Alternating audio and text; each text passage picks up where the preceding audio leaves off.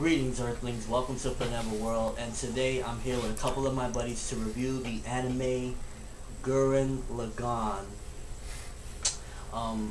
These are probably two of the most underrated YouTubers, but I brought them here with me today because they do a fantastic job at doing reviews. But I'll let them introduce themselves. So, guys, you want to get started? Who's going first? Go ahead. You can go first, Kenbei. Go again. It's me, Mr. Bison. Talk a real talk like Michael Tyson. No, it's me, CrazyKenbei. How's everybody doing?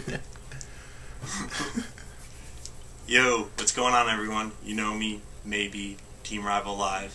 And I'm live with these guys, but not with you. But yeah, we're gonna talk a little bit about the series, review it, favorite moments, etc. So hope you guys sit back, enjoy. If you get a chance, check these two guys out on their personal channels. I'll link both of them right here.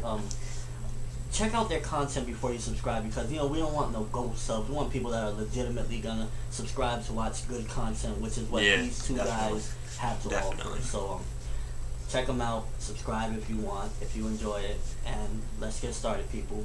So, I'm going to talk a little bit about the plot, and I'll let these guys carry on, etc.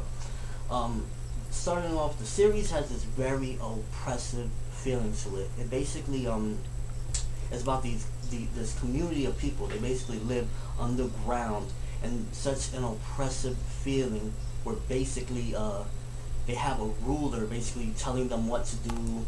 They can't go to the surface. They literally live underground. They have no say-so on what they do, and they just gotta keep digging tunnels and getting stuff for the people. So it starts off really oppressive until one day the two main characters, Simone and Kamina, decide, we're done with this. We're not taking it anymore. We're breaking out of here, and that's exactly what they do. But I'll let one of you guys continue with a little bit more of what the plot is about. Rival. Me? Oh, man. Alright. So, Simone and Kamina, they... with the robot thing, what are they called? Lagann? What is it? Lagann? Yeah. The escape. The mechs, you know what I'm talking about? Yeah. One of them falls into their underground, home, and it, destroys everything, and Kamina and Simone, of course Kamina, he's, a really courageous guy, so he's like, alright, I'm gonna do this because no one else is gonna. So him and Simone go and fight the monster, and eventually, don't they take control of it? Yeah. No, yeah, they take control of it. They take control of it via the power of this necklace. Simone finds this little mech thing. It's called the Gurren, and it's like this little mech with these little arms, and it can turn into a drill, and it drills into the monster, and then they have control of the monster, and then Kamina and Simone and what is it, Yoko? Yeah, Yoko. Is it? Yeah, Yoko. She's like a girl that comes to fight the mech as well. So they all fight the mech, and they get in the mech, and they come out and they jump out into because they want to leave. So they leave, and they find this massive amazing world. It's just a giant desert. Yeah. And they're just out there, nowhere to go. Yeah. So, Kenbei, you go. Now you continue from where you left off. Yeah. So anyway, they get out, and then they find out that the humans are being forced on the ground and enslaved by this race called the Beastmen, and then Yoko has been gathering a bunch of freedom fighters to fight them back, and then Simone and Kamina decide to join their group. Along the way, eventually they find another bigger mech, and eventually this one Kamina takes, and he calls it Gurren. Yeah, Gurren, and Lagann was the one that Simone. And as they keep going, they find out that the little mech Simone found has the power to combine with various things, and so they combine together and form Gurren Lagann. Yeah. And then so they use this mech to help them fight the Beastmen, and along the way they meet many friends, and eventually everybody gets at the mech of their own, and eventually they capture a big ship of jazz, and they use it to fight the leader of the Beastmen. Yeah, and they eventually free themselves. I'll pick off from there, Kenbei. Okay. And basically, we got a big time skip, which in my opinion is the second half of the series, where basically, I believe 5 or 7 years passed by, And now, one of the main characters die. We won't spoil it for you, but one of the main characters die, making the other main character basically grow up within himself and have to be the man that he believes he should be or whatever. And now that they're freed, it's like, it's basically how the world is. Like, you know, they're fighting for freedom, they want to be free, they want to be happy, but then when they get it, it's almost like the world becomes spoiled. Like, you know, they got what they wanted finally, and now they're spoiled, arguing about, you know, the smallest things or whatever. And basically, this race that they've been that they didn't even realize what was going on. One day, this race comes down, and basically, after the millionth person is seen on the planet, basically decides it's time to die.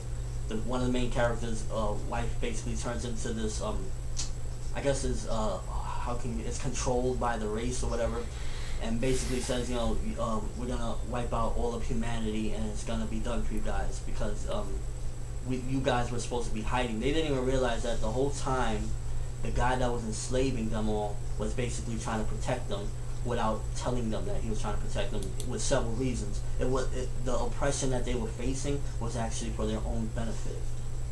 One of you guys want to finish it off? So we're going all the way through it? You know, more or less tell them to them. Alright. Okay. And then, so, they want to fight the enemy that has, you know, pretty much decimated their entire world. So they form this super giant mecha Gurren Lagann, and it's the coolest thing in the whole entire world. And it's massive. It's absolutely massive. And, you know, they fight, and, you know, obviously they win. I mean, I guess. It's, we don't want to spoil too much. Yeah, I'm not trying to spoil too much, but that's probably about as basic as I can. It sounds simplistic, but it's more to the story. Yeah, it's definitely more in depth. We're just trying to keep it as much spoiler free, like low key as possible. I guess we could jump into now some of the things that we think of the series, like some crazy stuff that we thought. I'll start off, and then I'll let one of you guys take it over. One of the things that I thought was really ironic is that they fought so hard to get peace, and every time they thought they achieved peace, something terrible happened. Like after the time skip, they thought they finally won the peace that they wanted for so long. The oppression, everything was over, and then the race comes down and says, "We're gonna kill all you guys." And then at the end, one of the main characters, it's really sad how his life turns out. It basically, after he won and everything, he ends up alone again, and that's probably one of my favorite moments. That it was so ironic that the peace they fought so hard for ends up amounting to nothing because they always end up something bad happens. What are some of the craziest things that you guys saw, or the ironic stuff, you know, stuff like that? Well, for me, I really liked how, like the part he said. Of course, that's a really good part. That's a really interesting thing that happens in the series. But I really liked the imagery that they used for some of like the fights that happen, like when that one main character dies in rather early in the show. Just how shocking it was, not only for you, but for like the characters as well. Like everyone, if you were watching the show and if you were into the show, it just shocked you because you did not expect that, and it just happened, and you're like, shit. So I thought that was pretty cool. What about you, Kenbei? What's some crazy moments or ironic stuff that you saw in the series? Ironic stuff? Yeah. It was one scene, you know, it's very early in the show, when Kamina is trying to steal the mech, he sees like a skeleton, and then they're always hinting at who it is, I don't want to really spoil it, but it's like, all the flashback they hint about, and you just see, who it is, and just that part just really like touched me, honestly. Yeah, definitely. Okay, so if you guys had to pick a favorite character, like the bravest or the coolest, whatever, just your favorite character, which one would you pick? Rival? Probably Kamina, I think. And why do you say that? Kamina is pretty fucking cool. Because he's just like the driving force for the show, I think. in the beginning. Throughout the whole series, he's just driving the whole shit, man. Everyone else is kind of just looking up to him and following him, and he's like, all right, we're gonna do this and have this, and just formulating the whole plan. I thought that was really cool. Although the circumstances that happened, his words still continue on through the very end. His inspiration. Yeah, he remains an important character throughout the show. Definitely. What about you, Kenbei? Who's your favorite? Let's see. I'm trying to remember. I think my favorite character is pilot guy. the blonde guy. I forgot what his name is. Which one? The Beast Man or the other one? The blonde guy. Okay, I believe. I know who he's talking about. He looks like Guile. Yeah, because he's very underrated throughout the show. He's always like behind camera shadow, and like and he's always trying to. He becomes kind of like that character after camera. Well, wait, no. He's kind of like the Vegeta to Goku, like always wanted to measure up. And like he's so underrated. It's not just like the end. He finally gets his shine, and it's just a nice way for him, to finally redeem himself after all that time. Definitely, but of course, the kiss of death of Yoko, which I've said before, just that kiss of death because you kiss her, you're done for. I also like Vera, because why Vera? Oh yeah, cause like he's cool. He's also very underrated, overlooked. But at the end, especially in the second part, he plays more of a bigger role. He pulls through. Yeah, he really pulls through. Definitely. I guess I have the most mainstream answer, and I'm usually the mainstream guy. But what can I say? Definitely Simone, main character. Well, he's a good character. Yeah, excellent character. Yeah, you see my layout. I put him there for a reason. Whenever I watch an awesome anime and an awesome character, I just I love how he goes from just this underdog. He's scared of the world, and the words of encouragement from his quote unquote big brother Kamina. It's just like it drives him to become the man that he was destined to be. The ironic and twists and turns throughout his life is just really amazing to see this character's development. In a matter of 27 episodes, this character goes from a scared little boy to a courageous man and giving the most ultimate sacrifices you can give. He gets imprisoned and goes like a trooper. He definitely is my favorite character because I just think he's awesome. Everything that he's been through and everything he goes through it with his head up at the end of the day, and more or less overcomes the obstacles that are thrown in front of him outside of I guess the real life love obstacles, shit, stuff like that we really, stuff happens and like that you can't ultimately control. But definitely Simone is mine, and Yoko was cool as well, I guess. Nobody really mentioned her. She was cool. I mean, she was a fan service of the show, so. Yeah. But Simone definitely reminds me of Shinji from Evangelion. Of course, two Gainax animes, so you can definitely see the comparisons there. But I'm just talking about like the character development both of them I've had. seen a little bit. Like they both went through the similars. Like Kenbei, you've seen. Right? Yeah. You can attest to what I'm saying. Yeah. The steps of becoming a man is what you're trying to say, right? Yeah. Yeah.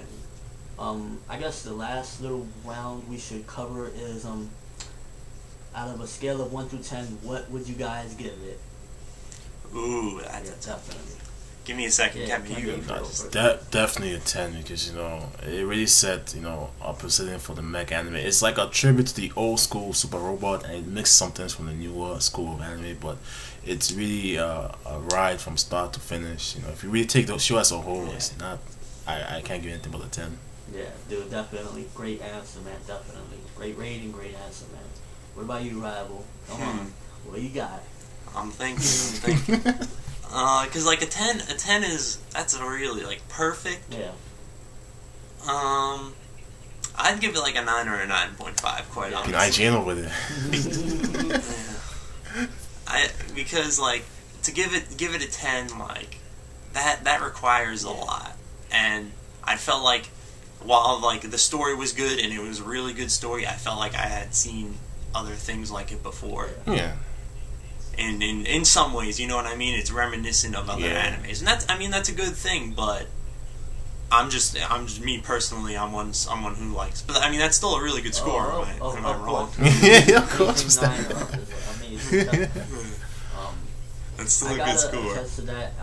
One thing, like I do give it as well a 9.5, but my reasoning is different because I'm new to the mech genre. I never really enjoyed mech that much, and this anime actually opened the doors to mech where now I actually want to see more mechs. But the reason I give it a 9.5 is because the first 6-7 episodes weren't the best for me. I felt like, because there was so much hype for this series, like I'm hearing Kenbei, Rival, Frone, Yokohama, everybody's talking about how amazing the series is, so I'm going in there, I'm expecting episode 1 to be blown out of the gate, like, you know, some animes. And the pacing is, the way the writer intended, I felt like he wanted the first 7 episodes for you to get attached to this certain character, and all the characters, and like, not start off so epically because he wanted, I guess, for you to bond with them so that when a certain character dies at episode 8, I believe, you feel the impact and you feel it like, oh man.